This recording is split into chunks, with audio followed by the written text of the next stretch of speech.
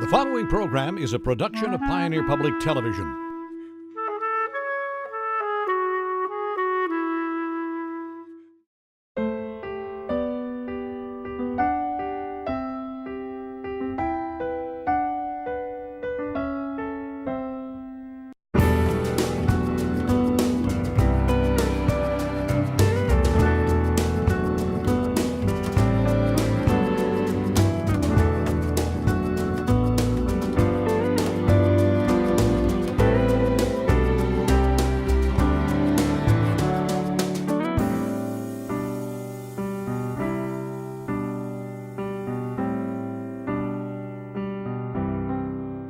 Hello and welcome to Compass. This week in Pioneer's new studio in Granite Falls, we look at how small towns can attract new residents. With us we have two representatives of the West Central Initiative based in Fergus Falls. Rick Shera has been at the West Central Initiative since May of 2018. He previously worked for the Minnesota Department of Employment and Economic Development, also known as DEED, and there he was a business services representative. Prior to DEED, he was executive director of the 544 Foundation, which is a nonprofit dedicated to helping support the mission of the Fergus Falls School District. Sherry Boomsholm is the director of marketing for the West Central Initiative, and she's been at the West Central Initiative since 2006. And she describes herself as a big city transplant who has embraced rural living, and she lived in the Twin Cities before moving to Fergus Falls. Rick, Sherry, thanks for joining us on Compass. Great to be here. Yeah. Now, your program is called Live Wide Open, and I want to talk about that in a minute because, of course, Live Wide Open may be familiar to our viewers because, in the interest of full disclosure, Live Wide Open has been seen on around Prairie Sportsman and other programs here on Pioneer. But before we get to Live Wide Open and its role in recruiting people, I'd like to hear about the West Central Initiative because our viewers might not be familiar. So, Sherry, tell us about the West Central Initiative. Well, West Central Initiative is a regional community foundation that serves 9 counties, mostly rural counties, in West Central Minnesota. And our number one goal is to help these communities thrive. And we do that using community development, economic development, and by promoting philanthropy. So we are out in communities a lot. In their communities, with counties, we work with nonprofits, we work with a lot of businesses. So while we were out there, we hear how there are businesses that really need workers. And this is something that you've heard all around the nation, and particularly in rural areas, the real need for more workers. We have jobs.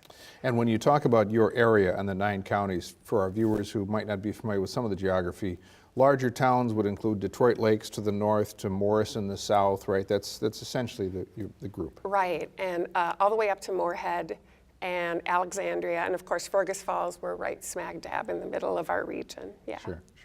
And I know now Rick, and of course you have not been with the West Central Initiative as long, but you know you've been working hard on Live Wide Open. So I want both of you to just go back and forth on this, but tell us about Live Wide Open.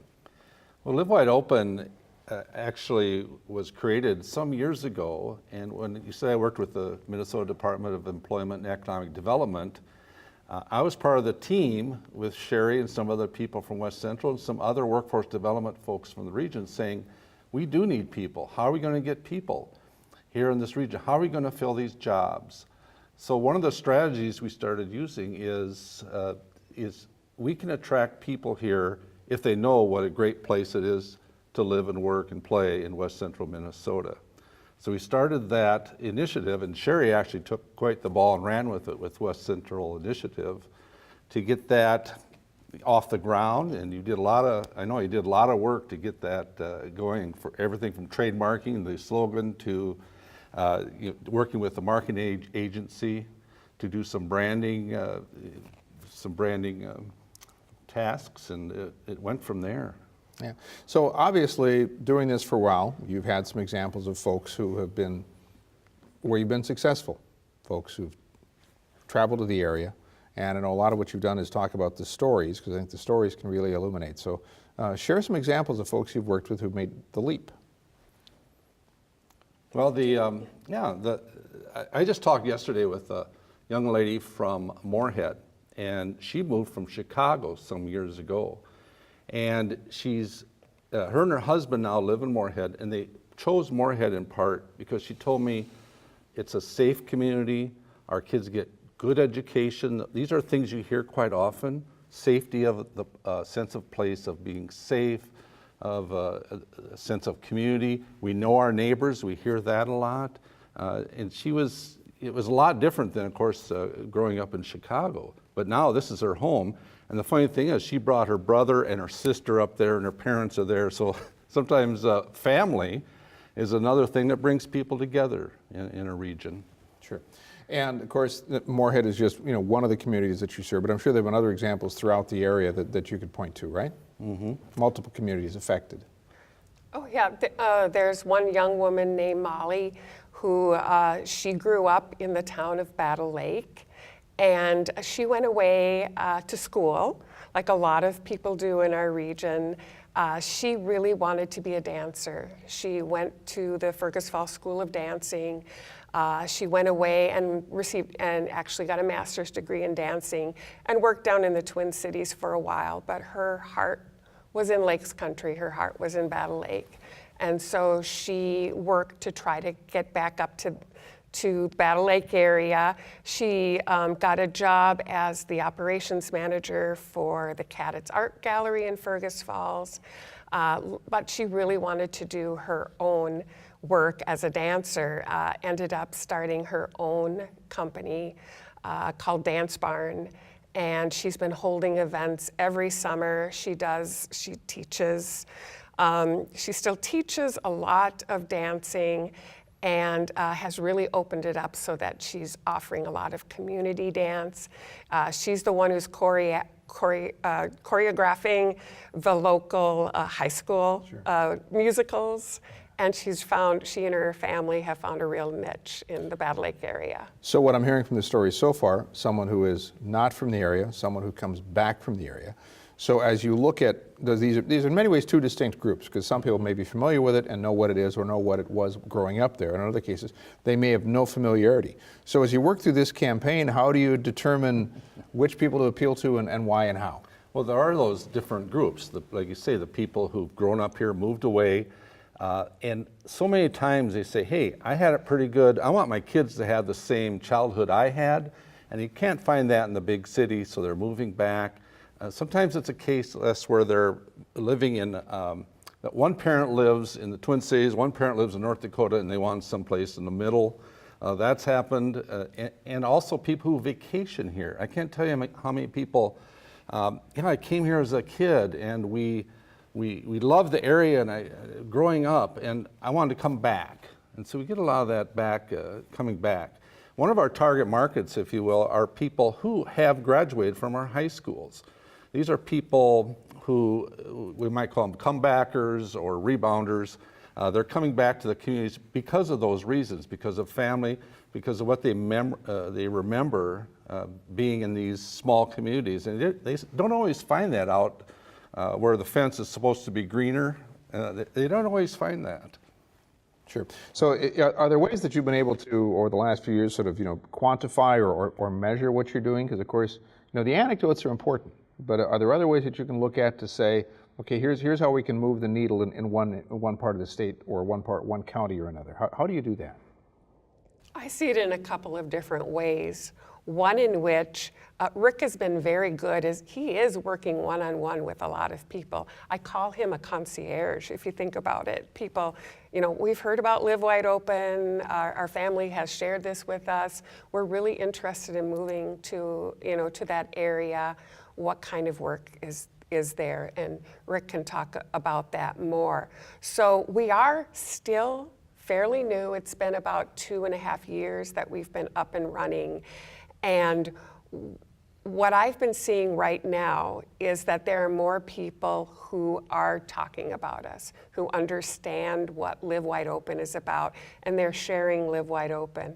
So social media is a great way for us to go and look and see, okay, are our posts being shared? What are the comments that we're getting? And we have been steadily growing over the last couple of years.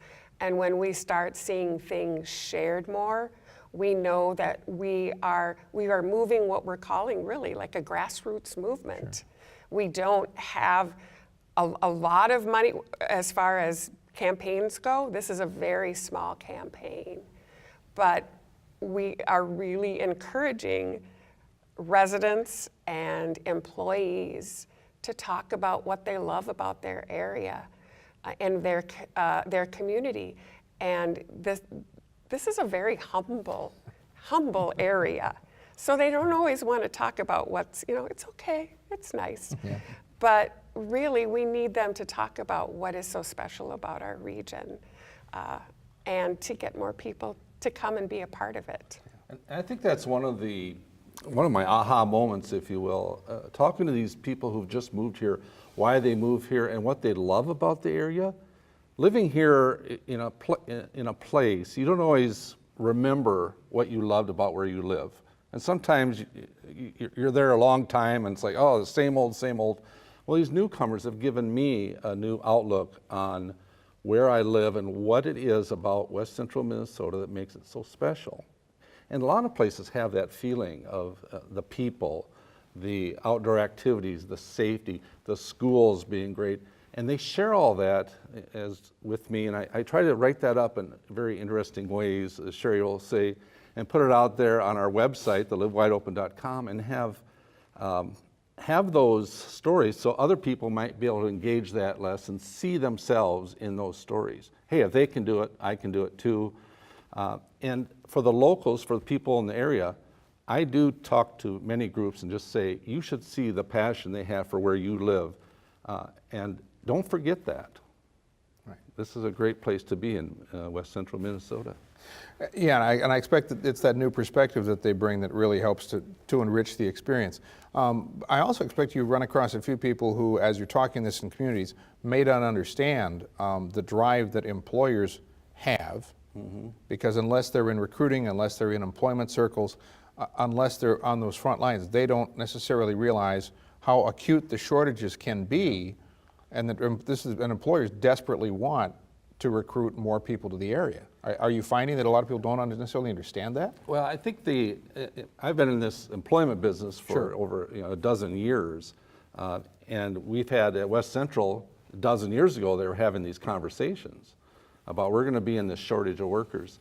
They're doing a lot of creative things to find workers, but one of those creative things, as one local company told me, is to tell these stories and have that soft recruiting, not about a particular job, not about the wages, benefits, and so forth, but a sense of place, that we're recruiting somebody to live here. And by the way, we could help your spouse find a job. And by the way, if your kids are coming here, this is why it's such a great place to live. So they're doing more of that branding of a sense of place in some of their recruiting tactics. And then as a part of that, when you're talking to people who may want to move here, if they understand that there are jobs and also a low unemployment rate, do those kinds of things also, if people are looking at numbers, does that sort of help to, they say, oh, there's a low unemployment rate and there are jobs there, that may be surprising to them if they're not from the area? I think so. And another thing, Leslie, that you probably know about is the telework ability to work from anywhere. And we're seeing a lot of articles and a lot of talk about that you can do your work from almost anywhere. So one of the strategies for employers in our region is you might be able to hire someone too who lives close, but not maybe in the same town. So the technology has really opened up the ability for people to go and live anywhere they want. So sometimes now it's kind of turning its head. When I was a kid, it's like, oh, I moved for a job. Right. But now it's like, oh, I can move where I want to live and then either find a job or bring my job with me. Sure, and have you also seen as part of this then an evolution of the strategies about economic development? Because of course, people who looked at these kind of jobs 40 years ago would say, well, if we can get a large manufacturing plant here, everything will be fine. And now what you're seeing with a lot of workers under age 50, let's say, they're looking for a place to live and then figure out based on that if there's a telecommuting job or something else. So it's more about the amenities than it would have been a generation ago. Is that correct? I think that's very true, don't you, Sherry? Yes, in fact, we call it, and this is not anything that we've used, we've heard it elsewhere about the importance of having breweries, bike trails, and broadband. Just three of the amenities that young people, in particular young families, are really interested in. A study that I read recently that was talking about rural communities talked about the importance of not just having a business district, which if you go into any small community, you'll see that sign that says business district, usually points you to the downtown area. And this person was saying, we need to start having signs that say cultural district. And that for young people in particular, they want areas that they can gather. They want the kinds of places, the coffee house, the houses, the breweries. There's even like co-working spaces that are opening up for people who telework, who still want to get together and come together in some way. And I think it's a great idea to start talking about our downtowns as cultural districts as much as they are business districts. And I would think that the communication challenge related to this is that people who may have been in a small town working in the same kind of position for, let's say, 30 years, they're there for one set of reasons, and they grew up with one set of reasons. And now you have to talk to them and say, well, there's another set of pieces here that have to be a part of how we talk about our communities. Is that a huge shift for people to get used to that idea? Yeah, I think so. Yeah. Yeah. It's a challenge for I'm an old timer, but it's a challenge for some people who've been around a long time to kind of think differently. So in Fergus Falls, where West Central Initiative is located, we've had in the last year some big box stores closing. That's made news in our region, nationally, really. But because in small towns, it's often like, oh, it's our town. You know, the store closed because our town wasn't supporting them, even though it was a national total decision. But we kind of take ownership as, oh, why weren't we good enough for that store to last? So some of those narratives, we try to combat them. And there's actually a lot of our communities, there's a lot of young people who are taking those narratives and running with that. Don't you think? Yeah, I feel like, well, when I moved here about 12 and a half years ago into rural Minnesota, I was amazed at the entrepreneurial spirit that's in this region, in I think rural communities in general. I also love that I say that you're only 1 or 2 degrees of separation away from getting an answer for something. It's like, oh yeah, I know so-and-so and they have that. That's something I love about living in a rural community. I think it's the kind of spirit that a lot of people would like to, the kind of community that they would like to live in as well. They've got a great idea, hey, you should try that out. And so we need to be communities that are open to that and realize that it might make the community look different than what it has in the past. The other thing I noticed when I moved to this rural area is how many people were mourning the loss of what their community used to look like, what their downtown used to look like. And even though their downtown may be thriving right now, they don't recognize that it's successful because it doesn't look like what it used to. Sure. So we have actually talked about maybe what we need to do is even have tours of your own town, of people who've lived there for a long time. They might not have any idea of all of the changes that are happening for the better. Sure, because you may have people who, and I've heard this saying, that say, I've been driving by this place, whatever it may be, for 10 years, and I had no idea this is what went on in here. Mm-hmm. So that a reintroduction of sorts is that the next phase of what you do, is in many ways sort of reintroducing what's in these communities to people so they can talk more eloquently about them? Mm-hmm. Yeah. I think so. That'd be part of it. And also, we have seasons here, and summer's such a season for visitors and alumni to come back. Some of those same stories need to be told to the people who used to live there, because sometimes those narratives are being taken along with people who come back for a few days and leave. and oh, everything's changed, and it's not that way. A lot of things are happening in our small towns. It's really surprising. Sure, because when people leave, they may have a certain mindset and be stuck in a mindset of what a place is, and places change. Right, But the narrative doesn't necessarily change at the same time. right. Rick, tell them about the homecoming events this last December in 4 of our communities. Yeah, we had 4 communities. Now, Fergus Falls had a new library, Battle Lake had a new child care center, Barnesville had a new remodeled downtown building, and a new high school in Perham. We did an event in conjunction with all 4 of those communities to promote a welcome home event for alumni who are back for the holidays. Because at high school, for instance, when they had the open house in August, a lot of their graduates weren't in the area, but maybe they were coming back for the holidays to see mom and dad, and so that offered a chance for people to reconnect with the community and see how their community is changing and developing and prospering. So when you talk about homecomings, and you talk about changing the narrative, and you talk about learning lessons, for those of our viewers who are not necessarily from Fergus Falls or Moorhead or Alexander, may not have seen these things, what are some lessons that you think could be applied elsewhere? Because clearly, people who come back for the lakes, that's one set of issues. But in your region, you have places that don't necessarily have that sort of lake appeal. There are other things. So let's talk for a minute about other lessons that you've learned that you think could be applied elsewhere. I feel like the number one thing is don't forget to say welcome. Don't forget that there are people who are coming into your community, and you are a representative of that community. No matter who you are, you might not work for the Chamber of Commerce, but in a way you do, because you are a reflection of what your community is like. And we know with so many different jobs that are available that a lot of people who are going to start coming into our small communities do not look like us from who have lived there in the last 100 years.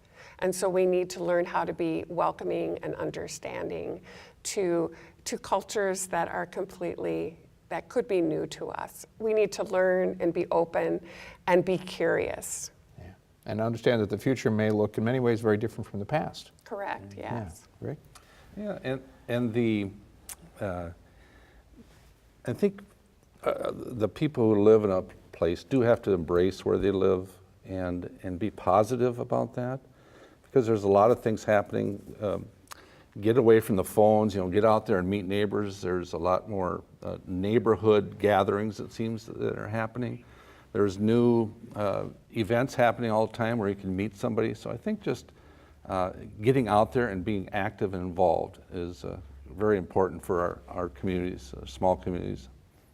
So be welcoming, get involved, and then I also events, because I want to touch on this idea of a homecoming, that there are some sort of specific techniques like a homecoming, or what are some sort of specific techniques if a community wants to start small? What would you suggest that they do? Well, we have an exciting thing that we've done. We've commissioned an artist, Anna Hagelin, and her colleague to create a mobile interactive art project that they can take on the road. We're working with Springboard for the Arts with this commission. People are able, it's called the Ready Go. There's actually a catalog online, readygoart.com. People can rent it and bring it to their libraries, their community events, their employee event, and as a way of getting people together to play with art and to just mingle with each other and have fun together. And that, I think, is something that would be very easy to replicate. Doesn't have to be necessarily this Ready Go project, but it's something that's easy to replicate. What does it take? Arts and culture, we've known for a while, is a really important and great way to bring people together, to learn about different cultures. This particular project gets them thinking and writing about or creating something about what they love about their region. So, Yeah, right. Yeah. I think the arts and culture, you hit it right in the nose, because that's, I think, part of the challenge is to make people realize that arts and culture are an economic engine. I mentioned earlier, I did a melodrama dinner theater I created on Otter Tail Lake. And I did that for 4 years. In the first 3 years, we had over 5,000 tickets sold for that. It was just a bunch of us getting together and acting. But it was a wonderful event. So we have a lot of this, the creative class, if you will, who are driving the economy of some of our smaller towns.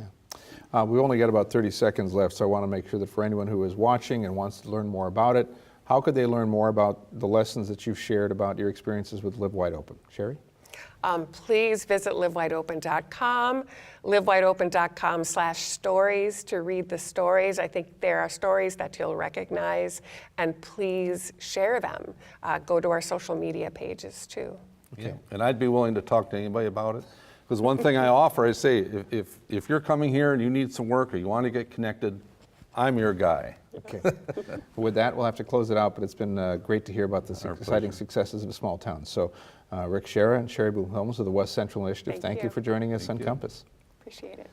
And that's all we have for this episode of Compass. Thanks for watching, and see you next week. Do you have an idea for Compass? Send your suggestions and comments to yourtv@pioneer.org.